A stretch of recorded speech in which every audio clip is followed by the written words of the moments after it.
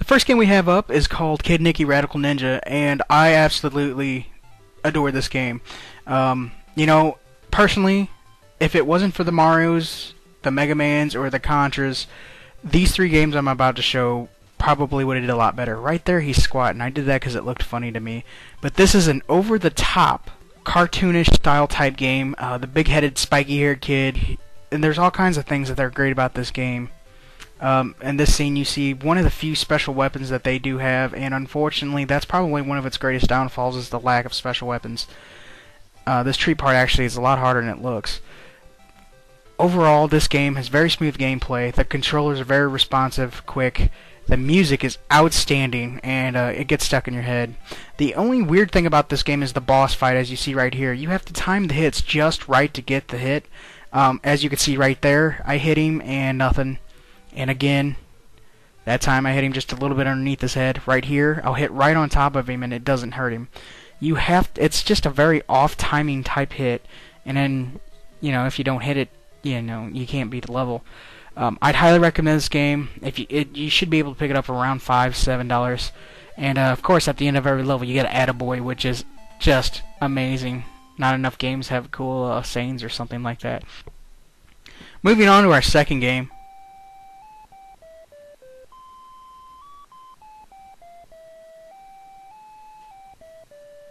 The Western tune, very cool. The second game is called Puss Boots. And again, another game you should be able to get around $7 or so. This is another must-have if you have not played it. It's very colorful.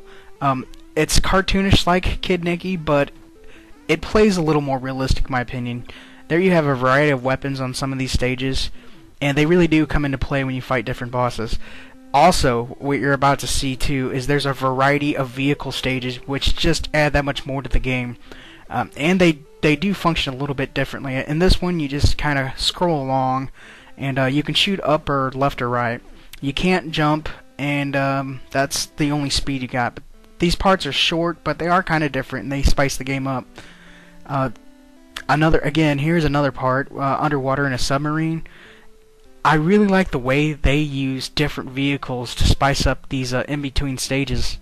They're not, like I said, they're not long. They're just really fun and different, and they do, believe it or not, operate just a little bit differently from each other.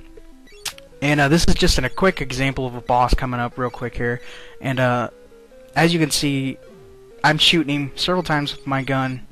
My gun was doing very little damage, so I switched over to the bomb, and it took off an extraordinary amount.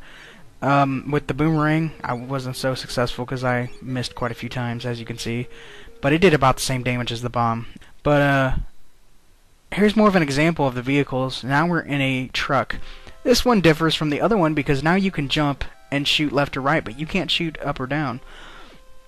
So after you get done rolling through the stages of Tetris here, you'll get to see my favorite part of the game, which the game's pretty easy, but this part is kind of difficult. They really test your reflexes in this part. They throw stuff, as you can see, from every angle, and it's a pretty quick pace.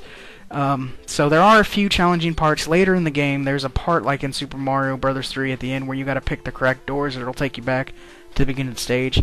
It's a little annoying, but it is also a challenge. And for anyone who hasn't played this game, it really will. It's just a fun. It'll make your day. It's a fun game. Definitely check it out, Puss in Boots. Last but not least, we come up on a outstanding platformer. This one will probably run you a little bit higher than the other two, about $12 or so, but it's well worth the money. This opening scene, you can see Felix the cat getting a call from this doctor, evil mad scientist, trying to get this magical bag, which right here you can see, it turns him into different types of, he gets different types of abilities. The first one's just like a little star explosion. This one you get like a little car, which gets a little annoying because whenever you shoot, it makes like a car noise, like a big beam. It gets kind of annoying, but it's another really fun, colorful platformer, and this one's actually based off a cartoon if you haven't seen it. Here you get the very powerful tank, but very hard to aim tank. It's as you'll see shortly, the blast will go over enemies' heads.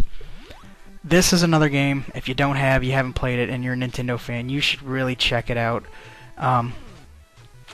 These are three outstanding games that I think were really overlooked, nobody really knew about. because, like I said, because of the Marios and the Contras and the Mega Mans. Unfortunately, you know, these were, I do believe they're later towards the life expectancy of the Nintendo, but well worth the investment, well worth the pickup. They're a little pricey, but they're not too bad for great games.